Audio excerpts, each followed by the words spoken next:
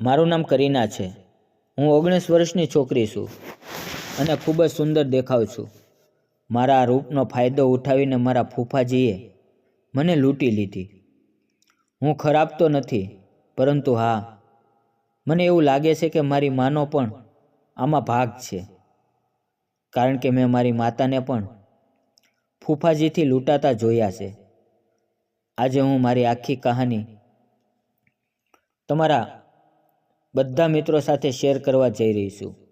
તેથી કૃપા કરીને ચેનલને સબસ્ક્રાઈબ જરૂર કરી દેજો, કારણ કે આખા દિવસ કહાની લખવામાં અને વિડીયો બનાવવામાં લાગી જાય છે. પરંતુ વિડીયો તો તમારા જેવા ખાસ મિત્રો માટે જ બનાવીએ છીએ. તેથી મને તમારો સપોર્ટ આપવો તમારી ફરજ છે. તો કૃપા કરીને સબસ્ક્રાઈબ જરૂરથી કરી દેજો. તો ચાલો કહાની શરૂ કરીએ. મિત્રો, હું ગુજરાતના રંગીલા રાજકોટમાં રહું છું. મારા પપ્પા મહારાષ્ટ્રમાં કામ કરે છે. ઘરમાં માત્ર હું અને મારી મા જ રહેતા હતા. મારા પપ્પા વધારે ભણેલા નથી, પરંતુ મારી મા ભણેલી છે. આના કારણે તેઓ એવું માને છે કે તેમના બાળકો ભણીને સારા વ્યક્તિ બને. આ કારણથી તેઓ મને ભણાવવા માંગે છે. જ્યારે મેં 12મા ધોરણમાં સારા નંબર લાવ્યો તો ઘરમાં ચર્ચા થઈ કે કરીનાને ક્યાં ભણાવવી. મારા પપ્પા બોલ્યા કે તમારી મા દીકરી બંનેની જે મરજી હોય તે કરો, કારણ કે મને વધારે ખબર નથી. પૈસા હું તમને આપીશ. જ્યાં તમારે એડમિશન કરવું હોય ત્યાં કરાવો.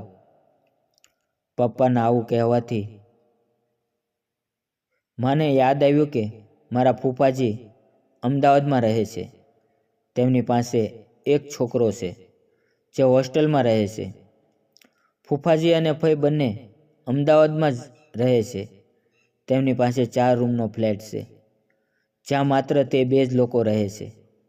તેઓ ખૂબ જ પૈસાદાર છે.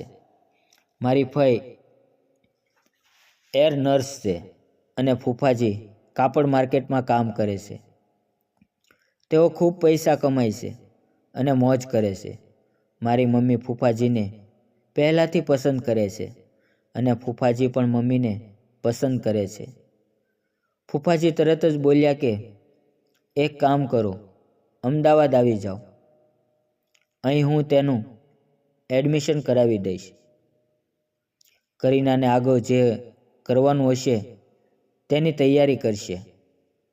મમ્મીએ બધી વાત મને અને પપ્પાને જણાવી. પપ્પાએ પણ હા કહ્યું અને મને પણ એવું લાગ્યું કે અમદાવાદમાં જઈને ભણવામાં આવશે અને મોજ કરવામાં આવશે. મોટા શહેરમાં રહેવામાં આવશે. આ કરતાં વધુ સારું શું હોઈ શકે? અમે બંને મા દીકરી અમદાવાદ આવી ગયા. ફૂફાજીએ મને મેડિકલ કોલેજમાં એડમિશન કરાવ્યું.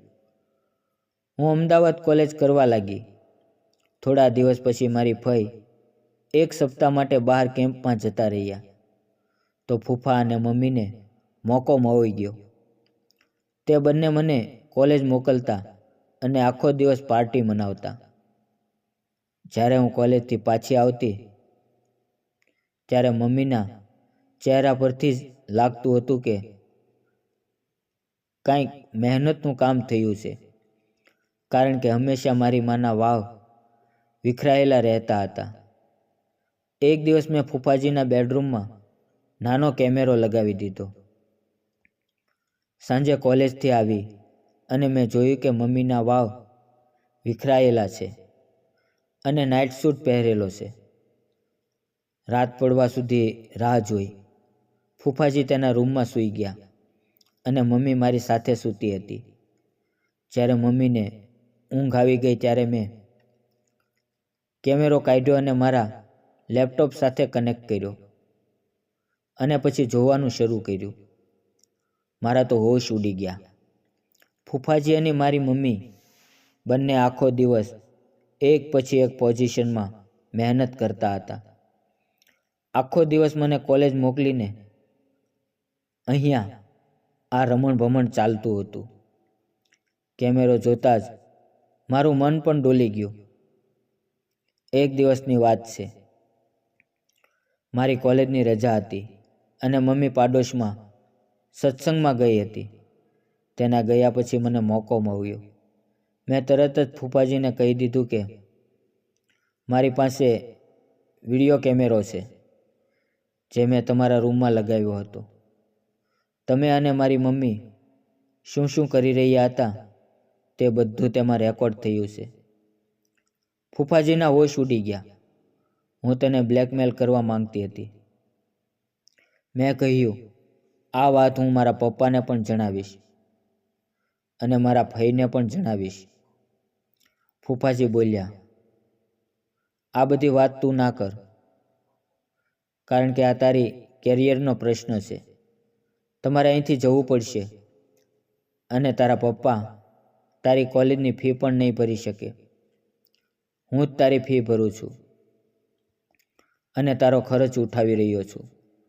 મને આ વાતની ખબર નહોતી કે આ બધો ખર્ચ ફૂફા ઉઠાવે છે. મેં ફૂફાને સોરી કહ્યું અને તેમને ભેટી પડી. અને પછી જે કંઈ થયું મિત્રો, આ વાર્તાના તમામ પાત્ર અને ઘટનાઓ કાલ્પનિક છે. આનો કોઈ પણ જિંદગી, ધર્મ, સમુદાય સાથે કોઈ સંબંધ નથી. જો આનો કોઈની જિંદગી સાથે મેળ બેસે તો તે એક સંયોગ માનવામાં આવશે. વિડીયો જોવા બદલ તમારો ખૂબ ખૂબ આભાર. ફરી મળશું આવતીકાલે એક નવા વિડીયોમાં. ત્યાં સુધી આવજો.